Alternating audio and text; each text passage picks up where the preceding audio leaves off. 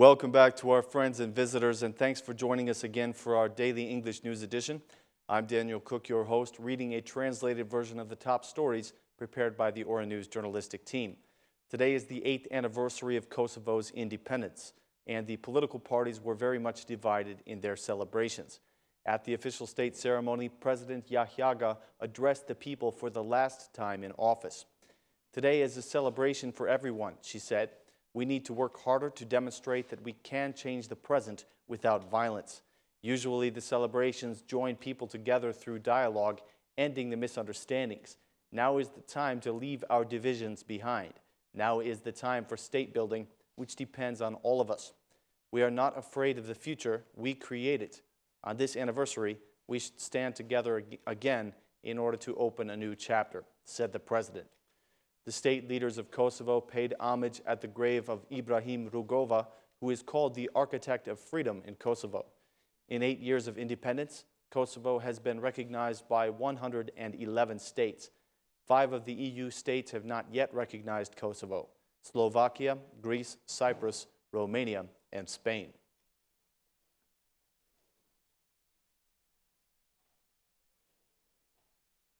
The political opposition in Kosovo held a peaceful protest on the 8th anniversary of independence. Hundreds of people turned out for a protest against the government that was organized by the opposition parties. They demanded the cancellation of the agreements that were signed in Brussels between Kosovo and Serbia for the creation of majority Serb communes and the demarcation of borders with Montenegro. The leaders of the opposition led the protest, declaring that the government is illegitimate and demanding early elections.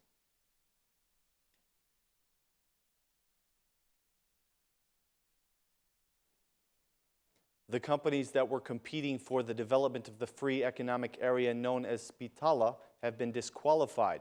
The Ministry of Economy has announced the reason for the disqualification of both the Chinese and Italian companies, citing the lack of proper documentation.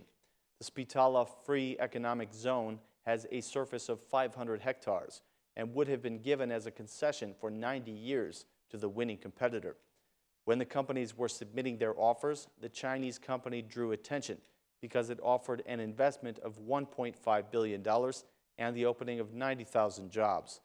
The commission responsible for evaluating the offers noticed a lack of documentation, especially technical documents, and notified the companies that they have been disqualified.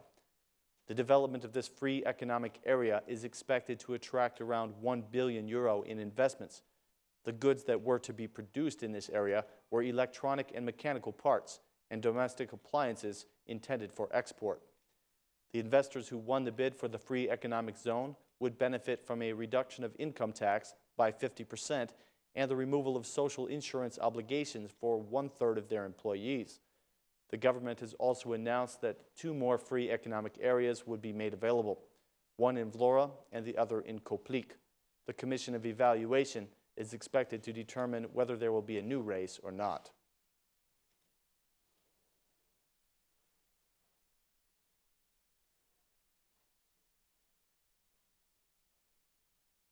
A number of questions have been raised about why Prime Minister Rama chose to remove Minister Cani from office. Some are speculating that the failure to realize the budgeted revenue is the primary reason, and it seems that Prime Minister Rama may be blaming Cani for the poor performance of the Customs and Tax Administration. In the document presenting the economic reforms for the period of 2016 to 2018, the government admits that raising taxes did not have the desired results. The document blames Minister Cani for incorrect analysis and prediction, leading to the revision of the state budget 3 times in 2015. The second motive may have been the implementation of the Operation Against Informality. Although the operation was the Prime Minister's initiative, the Ministry of Finance was responsible for implementing it. 2 months after the operation was launched, the Prime Minister withdrew from some aspects of the operation, apologizing to businesses for the arrogant behavior of the tax inspectors. The fact that the contract with Crown agents is finished and smuggling is still very prominent might be another strike against former Minister Cani. Another hot issue that the Democrats have strongly opposed is the public-private partnership for collection of the VAT.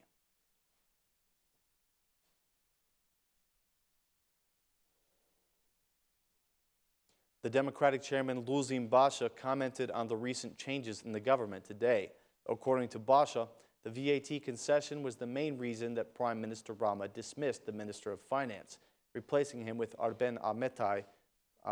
Basha explained that Ahmetai is a well-trusted associate of the Prime Minister, and according to him, Ahmetai will serve the Prime Minister's wishes and pave the way for the VAT concession. Mr. Basha said, "The appointment of Arben Ahmetai as the new Minister of Finance is the new war that Rama has declared on the opposition, the Democratic Party, and all the citizens. This is how we see it and how the people and the internationals see it. We will respond to this corrupt appointment in the Parliament. We will continue our legal battle against the robbery of the citizens," said Basha. The Democratic chairman considered the changes in the government to be an open challenge to the message of the U.S. Secretary of State John Kerry. He continued, "As soon as the U.S. Secretary left Albania, Rama, the promoter of the incriminated and the one responsible for all the corruption, took actions that were directly contradictory to the message of John Kerry. First, the former Leja MP Arben Ndoka presented the new prefect of Leja.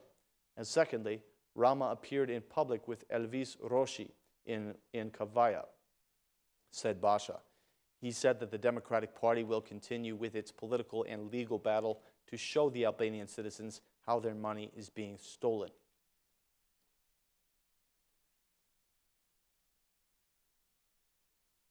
The National Council of Integration gathered together today to discuss the efforts for EU integration. The Minister Clyda Josha highlighted the justice and electoral reforms as the main conditions for the opening of negotiations. According to Josha, the justice reform must be adopted as quickly as possible. "There are two key points for the opening of negotiations," she said. "The first is the justice reform, which we have discussed a great deal. Dialogue is extremely important for this reform. The maturity of Albanian politics needs to be much greater than we have seen so far. The second part is the electoral reform," said Minister Josha. During the meeting, the chairwoman of the council, Majlinda Bregu, spoke about the need for a strategic document for opening the negotiations with the EU. She posed the following question to Josha: "Is there any official document prepared by the government for the opening of negotiations? If yes, who has prepared it, and what contribution did the stakeholders make to ensure inclusiveness?" Minister Josha responded, "As always, you start the meeting with criticism. In reality, your criticism is unfounded. The government and the Ministry of Integration have always been open about the fulfillment of the priorities. We have shared all the documents with you. The National Plan of European Integration will be distributed to you within a few days because it was adopted by the government only a week ago. The document was discussed with civil society and their opinion was taken into consideration." Josha added that the work to fulfill the priorities would be monitored at the end of March when the EU Commissioner Hahn visits Albania. In early February, the Minister of Integration received the Swedish Secretary for Development and Cooperation, with whom she discussed the progress of the reforms and the 5 priorities that Albania must fulfill.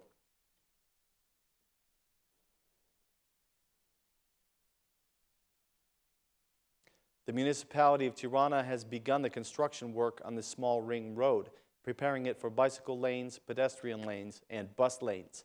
The construction began near the Central Bank and it will continue to the Museum of National History and the Monument of the Unknown Soldier.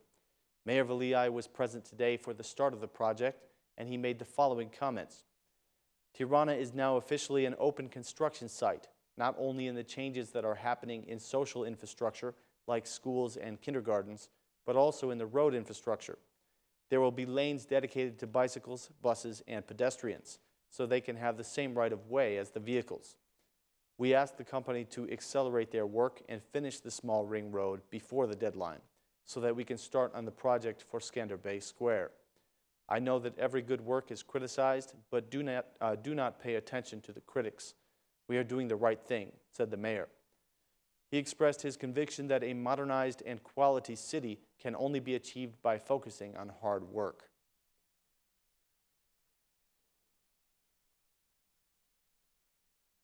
That's all of our news for this evening. Thanks again for watching, and please join us at the same time tomorrow for more news in English. Have a great night.